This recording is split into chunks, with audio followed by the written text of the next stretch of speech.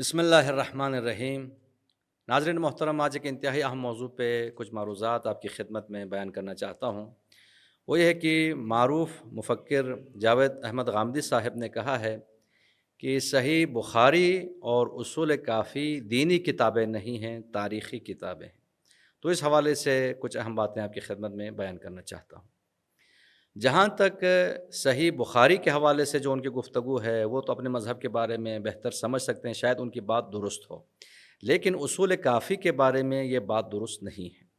کیونکہ دیکھیں، بنیادی فرق کیا ہے؟ بنیادی فرق یہ ہے کہ مکتب اہل سنت کے نزدیک پیغمبر اکرم صلی اللہ علیہ وآلہ وسلم کی وفات کے بعد عصر تشریع کا سلسلہ ختم ہو گیا، لیکن مکتب تشیع کے نزدیک پیغمبر اکرم صلی اللہ علیہ وآلہ وسلم کی وفات سے لے کر غیبت صغریٰ کے آغاز تک کا یہ جو عرصہ ہے، تقریباً 250 سال کا، یہ عصر تشریع ہے۔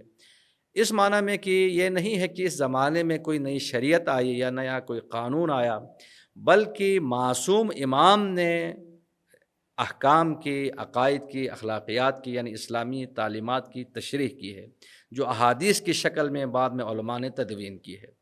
تو لہٰذا اگر آپ کتاب اصول کافی کو دینی کتاب قرار نہ دیں تو قرآن سے تو آپ دین پہ عمل کر ہی نہیں سکتے۔ قرآن نے کلیات بیان کیا ہے، قرآن نے تو یہ کہا کہ آپ حج کریں، قرآن نے تو یہ کہا ہے کہ آپ نماز پڑھیں، لیکن کس طرح آپ نے نماز پڑھنی ہے؟ فجر کی 2 رکعت ہے، ظہر کی 4 رکعت ہے، اسی طرح عصر کی 4 رکعت ہے، مغرب کی 3 رکعت ہیں۔ یہ تفصیلات تو قرآن مجید میں نہیں ہیں۔ تو لہٰذا مکتب آل محمد کے نزدیک اصول کافی ہو یا استبصار ہو، تہذیب ہو، یہ جو کتابیں ہیں یہ دینی کتابیں ہیں۔ کیوں؟ اس لیے کہ جو قرآن مجید نے جن کلیات کی طرف اشارہ کیا ہے، یہ تفصیل ائمہ علیہم الصلاۃ والسلام کے احادیث کی روشنی میں انہی کتابوں میں انہی احکام کی ہمیں تفصیل ملتی ہے۔ تو اصول کافی یہ دینی کتاب ہے، اور یہ کوئی تاریخی کتاب نہیں ہے بلکہ حدیث کی کتاب ہے۔ اور پیغمبر اکرم صلی اللہ علیہ وآلہ وسلم نے جو فرمایا، انی تارک فیکم الثقلین کتاب اللہ و عطرتی اہل بیتی، کہ میں 2 چیزیں چھوڑے جا رہا ہوں، ایک اللہ کی کتاب اور ایک میری عطرت اہل بیت۔ جب تک آپ ان دونوں کے ساتھ متمسک رہیں کبھی آپ گمراہ نہیں ہوں گے۔ تو لہٰذا قرآن اور اہل بیت کے ساتھ، دونوں کے ساتھ متمسک ہونے کے لیے ضروری ہے کہ قرآن کی تشریحات، قرآن کی جو تفسیر ہے، اسے آپ ائمہ علیہم الصلاۃ والسلام کی احادیث کی جو کتابیں ہیں ان سے حاصل کریں، ورنہ آپ دین نہیں سمجھ سکتے۔